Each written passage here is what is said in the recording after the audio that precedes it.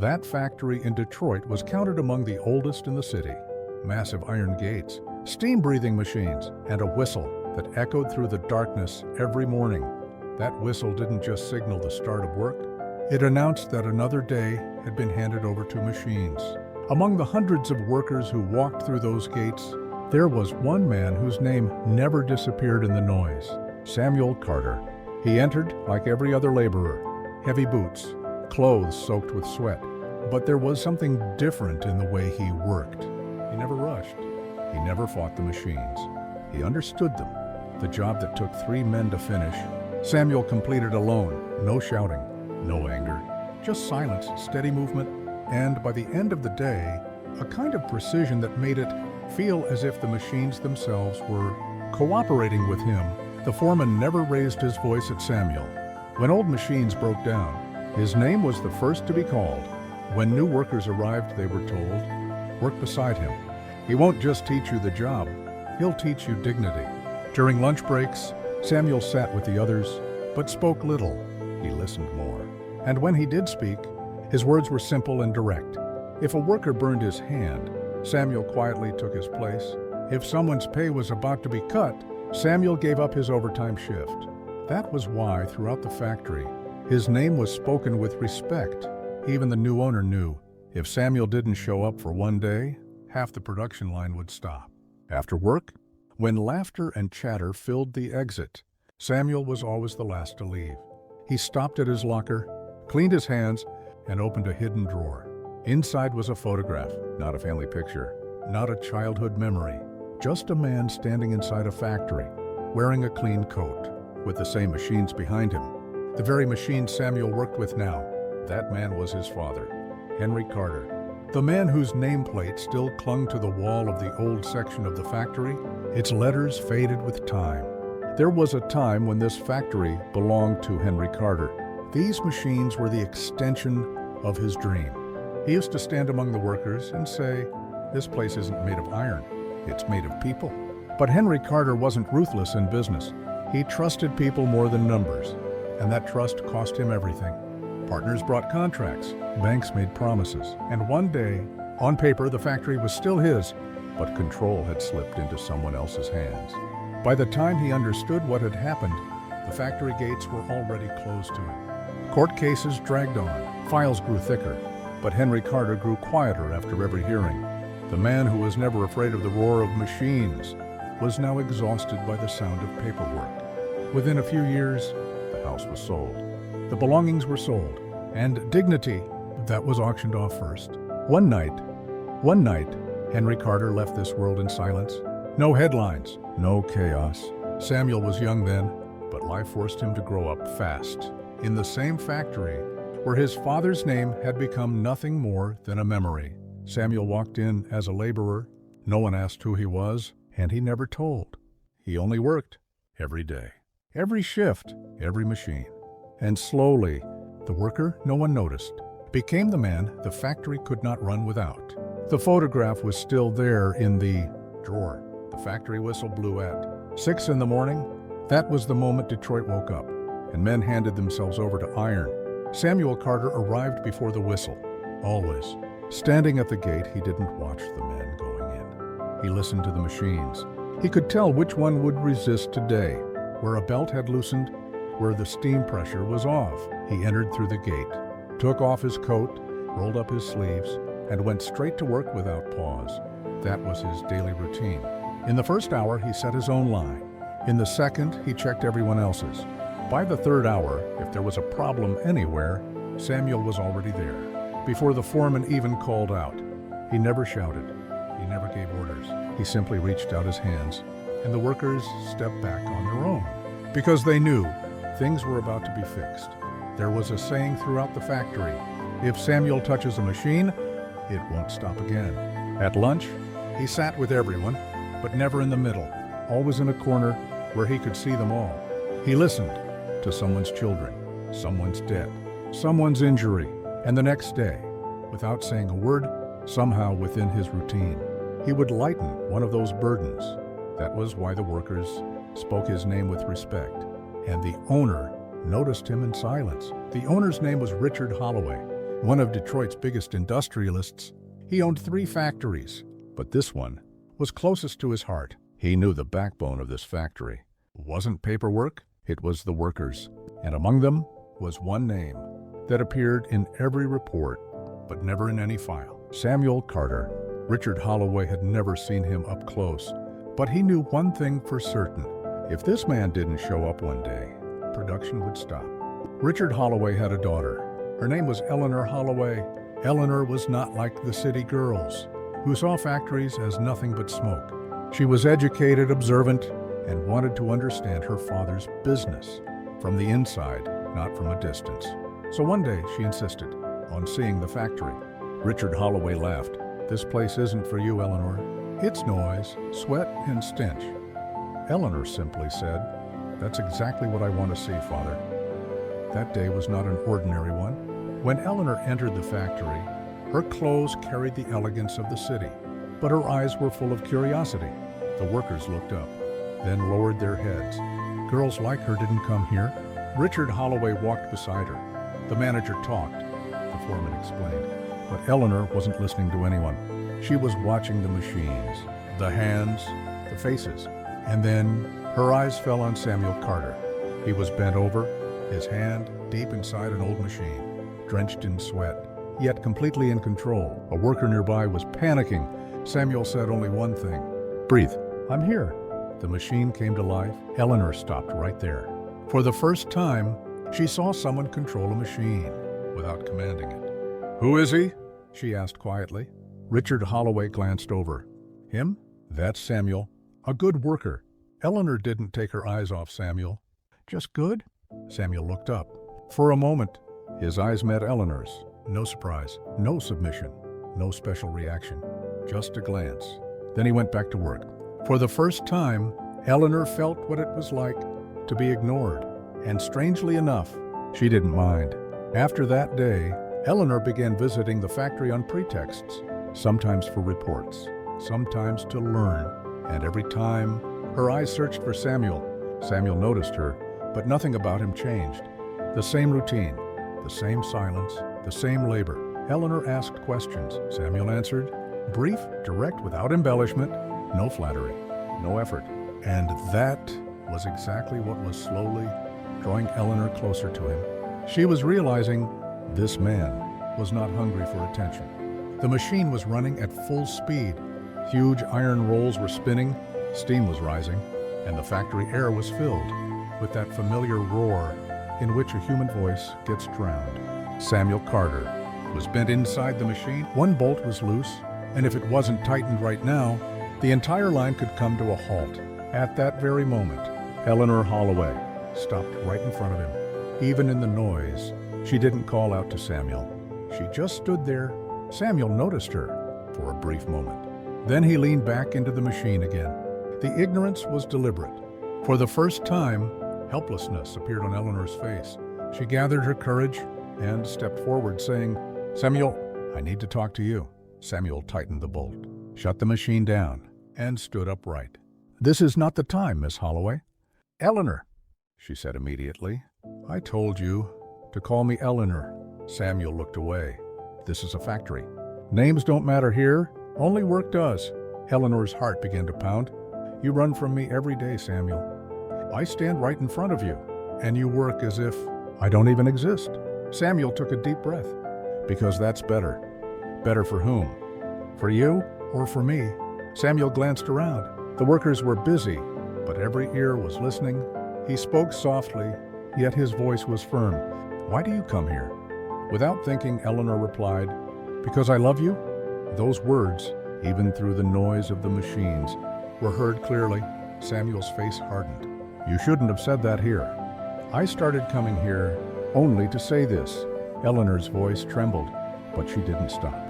"I'm tired of being ignored. If you feel nothing, then tell me clearly."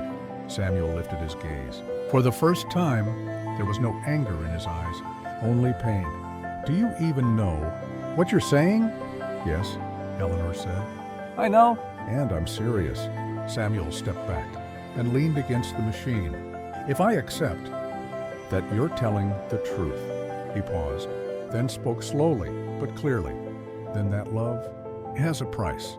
Eleanor flinched. A price? Yes. An eerie silence spread across the factory. If you want me to love you too, to even think about marrying you, he weighed every word carefully. Then I want this factory. Eleanor's breath caught. What? This factory? Samuel pressed his foot firmly to the ground. This place? These machines? All of it. In my name? Eleanor's eyes widened. Have you lost your mind? Samuel shook his head. No, I'm perfectly sane. This is my father's factory. Samuel's voice turned hard. And I am your father's worker. That's the only difference. With a trembling voice, Eleanor said, You're turning love into a business deal? Samuel replied instantly, No, I'm refusing to turn love into charity. He stood straight.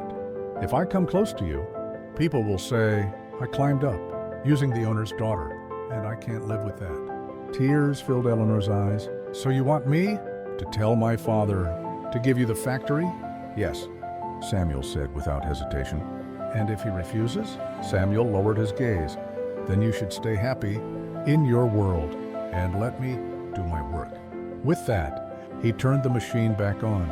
Eleanor stood there, frozen. For the first time, she had faced a condition in love. She turned sharply and walked toward the factory office. Upstairs, Richard Holloway was reviewing a file when the door burst open. Dad, he startled. Eleanor? What happened? Eleanor's voice was heavy, but her words were clear. Samuel Carter is asking for your factory. Richard's expression changed instantly. What? He says, if I want to marry him, the factory must be signed over to him. Silence filled the room. Richard Holloway slowly stood up. Anger flared in his eyes. The audacity. He clenched his teeth. A worker using my daughter to take my factory. Through tears, Eleanor said, He's not using me, Dad. He's testing me. Richard slammed his hand on the desk. This ends here. I'm going downstairs right now. Eleanor grabbed his arm. No, Dad. Not yet. If you go down now, this will turn into a war. Richard looked at his daughter, then out the window toward the factory floor, where Samuel stood before the machine, as if nothing had happened. But Richard Holloway didn't know that the worker had not only set a condition for love, he had challenged power itself. And now, this factory was no longer just a business. It was about to become a war. Richard Holloway was storming down the stairs, his footsteps sharp with rage. Behind him, Eleanor Holloway kept grabbing his arm again and again. Dad, please, not here. Not in front of everyone. Be quiet, Eleanor. Richard's voice carried a fury he rarely showed. Down on the factory floor, the machines were running. But the moment the workers saw their owner descending in anger, hands began to slow. Samuel Carter stood at his machine. He already knew the storm was coming. Richard Holloway stopped right in front of him. So you're Samuel Carter? Samuel slowly lifted his head. Yes, sir. Sir? Richard let out a mocking laugh. So you still have some manners left? Eleanor immediately spoke up. Dad, I told you, this was my decision. No. Richard raised his hand, stopping her. This was not your decision. This was about his place. He pointed straight at Samuel. A worker dares to set conditions in front of my daughter? Samuel remained silent. Do you even realize who you were talking to? Richard's voice echoed across the factory. You are a worker. Your place is with these machines, not in my daughter's heart. Tears rolled down Eleanor's face. Dad, please. He's not like that. Enough, Richard snapped. Stand aside. Then he turned back to Samuel. You have forgotten your limits. Samuel spoke quietly but clearly. I haven't forgotten my limits, sir.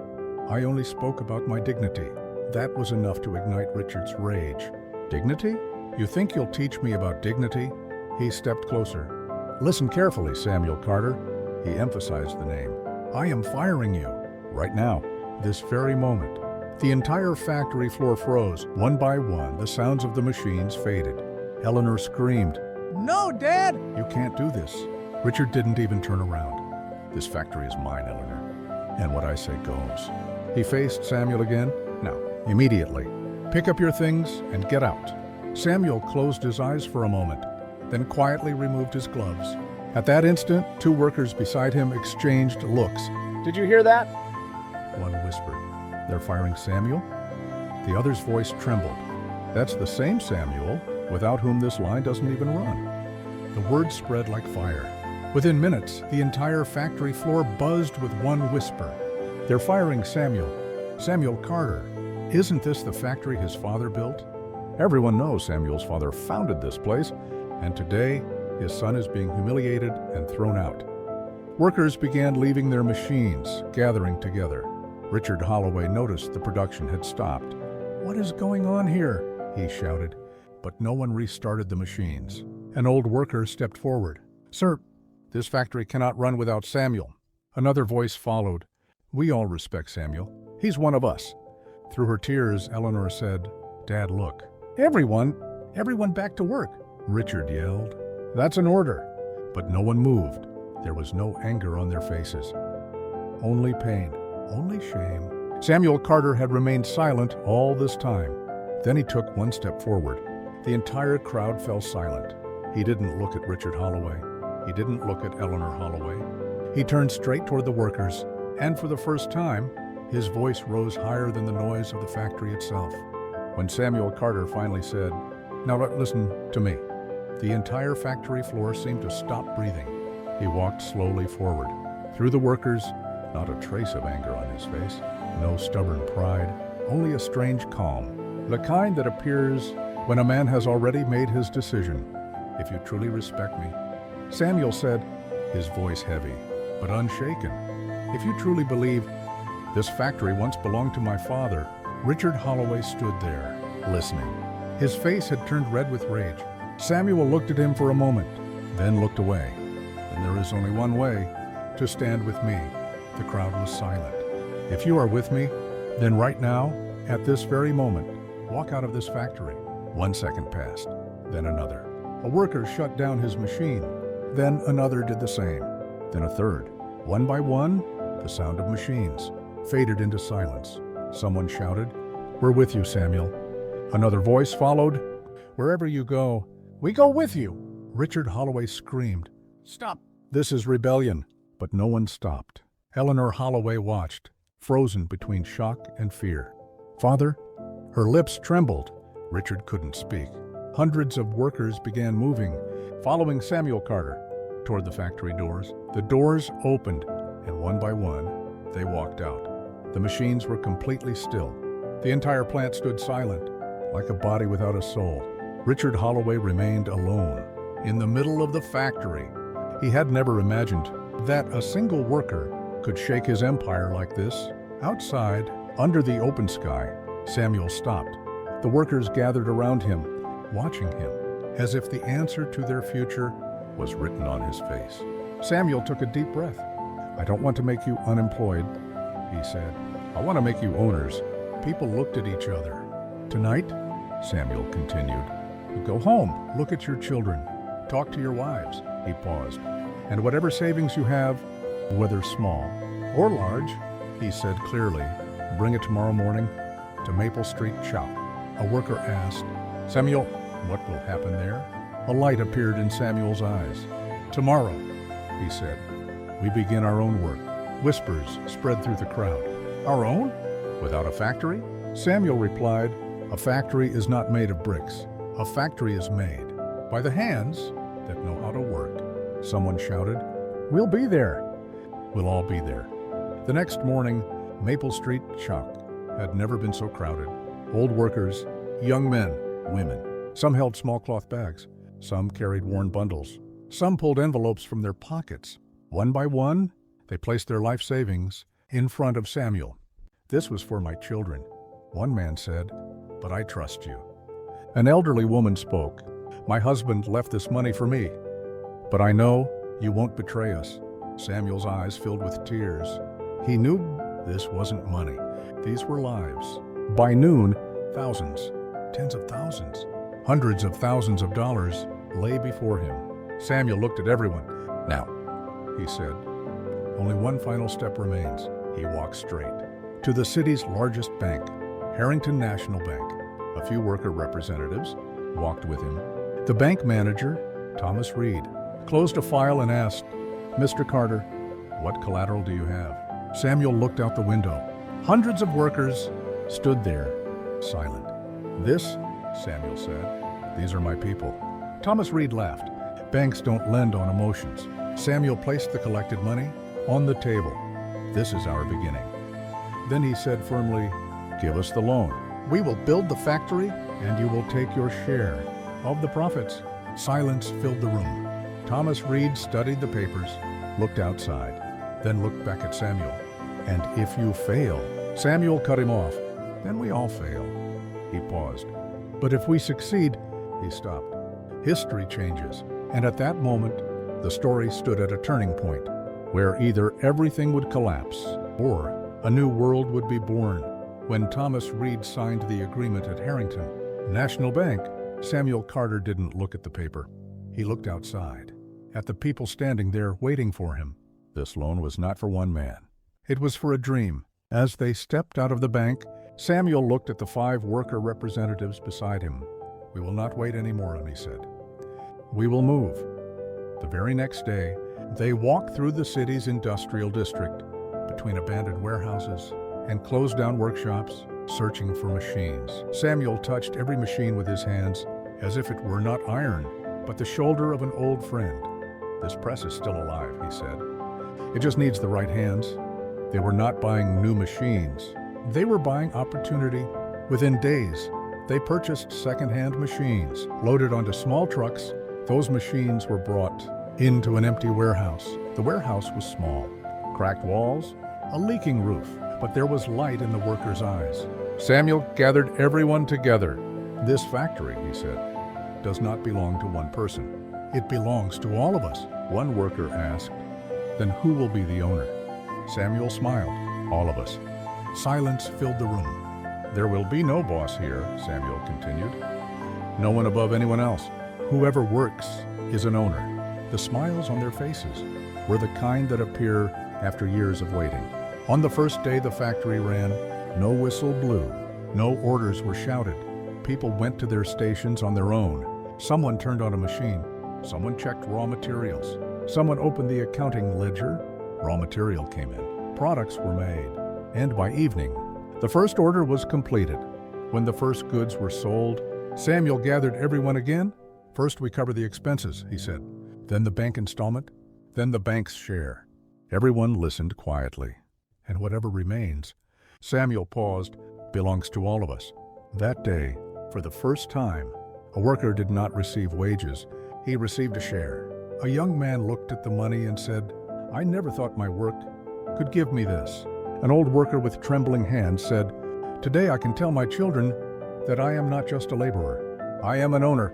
Months passed. The factory was small, but the hearts were large. If someone arrived late, no one scolded him. He felt ashamed on his own. If someone made a mistake, there was no punishment. Everyone fixed it together. Because the loss did not belong to one person, it belonged to all. Orders began to increase. New people joined, and when they did, they were told only one thing: this is not a job. This is a partnership. Slowly, that small warehouse became too tight. One day, Samuel placed a map on the table. "We need more space," he said. Everyone nodded without questions. The bank installments were being paid on time. Thomas Reed himself came to see the factory. He looked at the machines. He looked at the people's faces and quietly said, "This is not a business. This is a movement." A few months later, new land was purchased. A large factory began to rise there, brick by brick. The workers built it themselves. They were not sweating for someone else's dream. They were building their own. When the new factory was completed, there was no ribbon-cutting ceremony. Samuel simply said, "Turn on the machines," and the factory came alive. Soon, the city began to talk. "Have you seen that factory? Where there is no boss. The workers are the owners there, somewhere far away." Richard Holloway was hearing all of this. He stood by his window, thinking about how the Samuel Carter he once fired was now becoming history. Eleanor Holloway often fell silent. She knew why all of this had happened. She knew why Samuel had asked for a factory instead of love. Because he didn't want charity.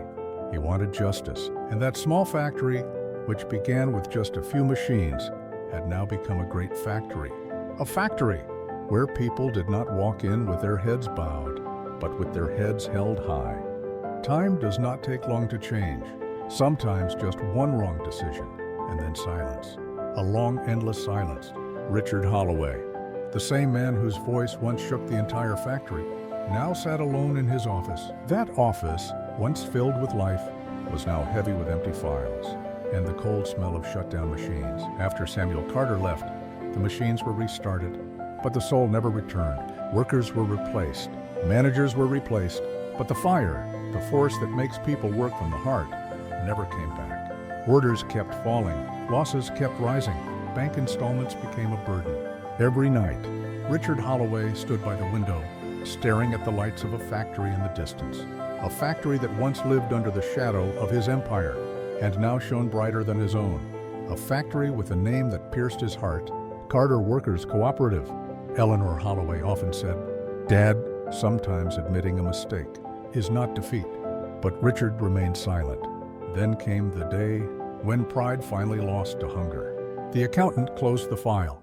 "Sir, if no miracle happens, in the next 3 months, we will have to sell the factory." Richard Holloway sank into his chair.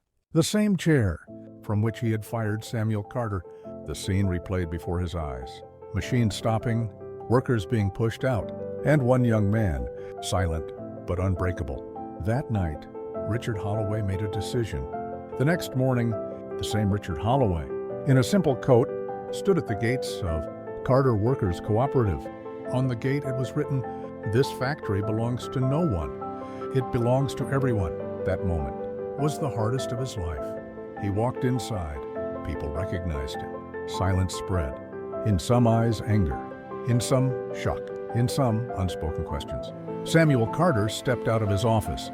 An office that was not made of glass, not elevated, not separate. It stood among the people. Samuel saw Richard, paused for a moment, then calmly said, "Please come in, Mr. Holloway." Those words were not a declaration of victory. They were proof of character. They sat down. Silence lingered. Finally, Richard spoke. "I am here for business, not for charity." Samuel replied calmly, "Go on." Richard took a deep breath. "I want to sell my factory." There was no joy in Samuel's eyes, no surprise, only attention. "And?" Samuel asked. Richard said plainly, "If you want to buy it." The room fell silent. Samuel spoke softly. "Why wouldn't I want to?" Richard was shaken. "But," Samuel interrupted, "but I have one condition." For a brief moment, that old pride flickered in Richard's eyes. "A condition? You will set conditions?" Samuel sat upright. "Yes, because I am not the same Samuel you once saw standing beside a machine." He paused. "I will not buy this factory alone." Richard looked at him confused. "The people who will buy this factory are the same people you threw out in a single day." Richard's face hardened. Samuel continued. "And the second condition," his voice grew heavier, "in this factory, no one will ever be treated as lesser. No boss, no slaves." Richard remained silent. Samuel delivered his final words. "If this condition is unacceptable, then this meeting ends right here." The silence in the room became unbearable. For the first time in his life, Richard Holloway bowed his head. He knew this deal was not just about a factory. It was about history. The silence in the room had not yet broken. Richard Holloway sat stiffly in his chair. Across from him sat Samuel Carter, two men who once worked in the same factory, yet stood in two completely different worlds. Samuel took a deep breath. Then, slowly, clearly, he spoke. "One condition remains, Mr. Holloway." Richard lifted his head. "And what is that?" There was no manipulation in Samuel's voice, no stubbornness, only truth. "I want to marry your daughter, Eleanor Holloway." The words echoed through the room and stayed there. Richard Holloway froze. He had prepared himself to hear about selling the factory.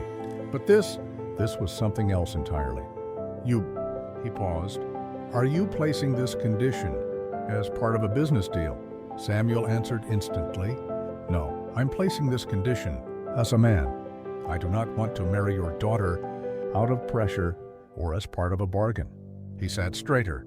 "If she chooses me herself, and if you have no objection, only then will this move forward." Richard leaned back in his chair. For a brief moment, the old pride returned to his face, but it faded just as quickly, leaving only exhaustion. "Samuel," he said quietly, "this decision cannot be mine." Samuel nodded. That's exactly what I wanted to hear. Richard spoke firmly. If I ask my daughter, and if she agrees to marry you, I will have no objection. He paused. I accept your first two conditions, but this third one, this decision, belongs only to Eleanor. A strange calm appeared in Samuel's eyes. That is justice, he said, and I will consult my partners and colleagues to determine the true value of your factory. Richard nodded. Very well. Samuel stood up. I will come to your office in 2 days. Then we will finalize the price and the terms. Richard rose as well. I'll be waiting. When Richard Holloway left the office, his steps were heavy. He did not go straight home. He wandered the city streets for a long time. When he finally reached home, Eleanor Holloway was sitting in the drawing room. She looked at her father and immediately knew something had changed. Dad? For the first time, Richard took a breath before sitting down. Eleanor. There was no command in his voice. I want to ask you something. Eleanor nodded silently. If, Richard hesitated, if Samuel Carter asks to marry you, what would you say? For a brief moment, Eleanor's eyes sparkled. Then she became serious. Dad, she said softly. There's something I never said out loud. She paused. I've loved him. Since the very first day I saw him standing in front of that machine. Richard closed his eyes. But Eleanor continued, I will not be part of any deal. If he sees me as a human being, then I'm with him. Otherwise, I'm not. Richard Holloway remained silent. Then, for the first time, he embraced his daughter. Meanwhile, Samuel Carter sat among his people inside the factory, not in a glass office, but in the middle of the workshop. He told them everything. Whispers filled the room. Then an old worker spoke. Samuel, that factory is our history. We should take it back. A young man added, if we don't buy it today, someone else will tomorrow. Together they said, we're ready. Samuel lowered his head. Then we don't go alone. We go together. 2 days later, Samuel Carter stood in Richard Holloway's office. This time, he wasn't alone. Worker representatives, accountants, lawyers. Richard looked at them all and said quietly, please sit.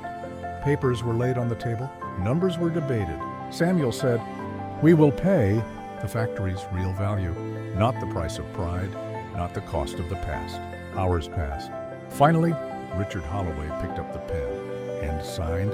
The document slid toward Samuel. Samuel took the pen and paused.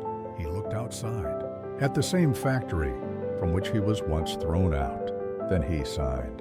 The factory returned, but this time it belonged to no single man. Richard Holloway sat back in his chair. Samuel, he said slowly, my daughter has said. Samuel lifted his head. Richard's voice grew heavy. She wants to tell you herself.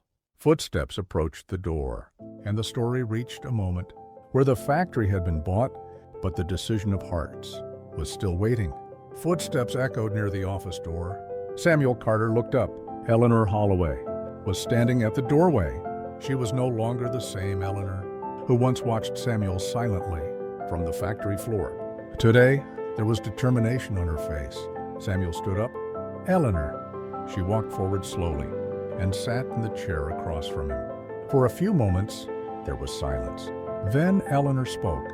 Do you remember when you listened to me, the first time I confessed my love to you? Samuel lowered his eyes. Yes. Eleanor took a deep breath.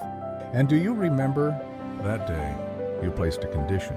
Samuel remained silent. You said, her voice trembled slightly, but her words were firm, that if I wanted to marry you, I would have to give you this factory, Samuel said softly. I placed that condition because I didn't want anyone's favor. Eleanor replied immediately, and today, I don't want any favor either, Samuel. She straightened up. I will marry you, but I have a condition too. Samuel looked at her. Say it. Eleanor glanced out the window for a moment, where the walls of the new factory were shining in the sunlight. Then she said clearly, this factory, the one you bought, from my father, Richard Holloway. This factory must be transferred into my name. The air in the room froze. Samuel felt as if a hammer had struck his chest. That's impossible, Eleanor, he blurted out, standing up. I didn't buy this factory alone. This factory belongs to hundreds, thousands of workers. Everyone who works here is its owner. Eleanor stood up too. Then you're giving me the same answer you gave me that day. Samuel was stunned. Eleanor's voice grew sharper. When I told you that I loved you, and you said, give me the factory, I couldn't fulfill that condition. Today, I'm placing the same condition before you. Samuel said angrily, this isn't love. This is a deal. Eleanor's eyes filled with tears. No, Samuel. She stepped forward. This is a test. I want to know what matters most to you, me or the system you built? Samuel's hands began to shake. How can you ask me that? He said in a low voice. I spent my entire life making sure no one works beneath someone else. And now you want me to place everything under a single name in one moment? Eleanor said softly, and you wanted me to place my father's factory into your hands in one moment. That sentence hit like an arrow. Samuel fell silent. For a few moments, they stared at each other. Then Eleanor said, her voice heavy with emotion, Samuel, I love you, but I cannot live in your shadow or under your system. If I become your wife, I want to be an equal partner. Samuel closed his eyes. In his mind, the faces of the workers appeared. The old laborer who invested his life savings, the young man who proudly said, I am an owner, the mother who risked everything she had. Samuel said quietly, if I accept this condition, I betray all of them. Eleanor replied, and if you don't, you lose my love. The room fell silent again. Outside, the machines were running. People were working. They had no idea that their fate was being debated inside that room. Samuel took a deep breath. You're asking me today for something I cannot take from anyone. Eleanor wiped her tears. And you asked me for a sacrifice I couldn't make alone. She turned toward the door. I've placed my condition, Samuel. Now the decision is yours. The door closed. Samuel Carter was left alone. On one side, there was love. On the other, the system he had built with his blood and sweat. And the question was not whom he loved. The question was whom he was willing to betray. Eleanor stood silently in front of Samuel. From the factory office window, the sound of machines echoed outside. The same sounds in which Samuel's life, his past, and his dreams breathed. Eleanor took a deep breath and said in a soft yet firm tone, Samuel, if you cannot transfer this factory in my name, then I cannot marry you. These were not just words. It was a condition, and not an ordinary one. A condition that demanded not only love, but conscience. Samuel looked at her. There was no anger in his eyes, no hatred, only deep exhaustion and truth. After a few moments of silence, he spoke. Eleanor, do you know how I built this factory? It is not made of bricks. It is made of hands that were once empty, of eyes that were once wet with tears, and of hearts that were crushed for years. He stepped back slightly, as if steadying himself. I cannot bury the most beautiful mission of my life in a single moment. I cannot sign over the dreams of hundreds of people to you, people who placed everything they had on my trust. His voice grew firm. If the price of this factory is my love, then forgive me, Eleanor. I cannot fulfill this condition, and therefore I cannot marry you. Tears welled up in Eleanor's eyes, but she said nothing. She turned away. And in that moment, their story ended right there. Not with hatred, not with dramatic chaos, but with a truthful, bitter, yet dignified decision. A few days later, a silent graveyard, a gentle breeze, and a grave bearing the name, Henry Carter. Samuel walked forward slowly, flowers in his hand, years of burden in his eyes. He sat down before the grave. He remained silent for a long time, then spoke. Dad, today I did not come to you empty-handed. Today I brought back what was taken from you. His voice trembled. The factory you built with your blood and sweat, today it has come back, Dad. He smiled faintly while looking at the ground. A tear fell. Those who stole the factory from you, some have long turned to dust, and those who remain are now bankrupt, alone, and forgotten. Samuel lifted his head. Dad, today this factory belongs to no single man. Today there are no workers there. Everyone is an owner. There was pride in his voice. They don't take monthly salaries anymore. They take their share. Because they don't work under someone, they work in their own factory. He leaned closer to the grave. Today, every hand that operates a machine owns that factory. Today, every heart that grows tired knows that its hard work is not filling someone else's pocket. The wind grew stronger, as if responding. Samuel said softly, "Dad, everyone prays for you. Everyone says that if Henry Carter had not existed, this justice would never have been possible." He stood up and looked at the grave one last time. "I am certain. Today your soul has found peace." Samuel turned and looked up at the sky, and for the first time, a smile appeared on his face, the kind that comes only after truth has won. The story did not end here, but this journey was complete here.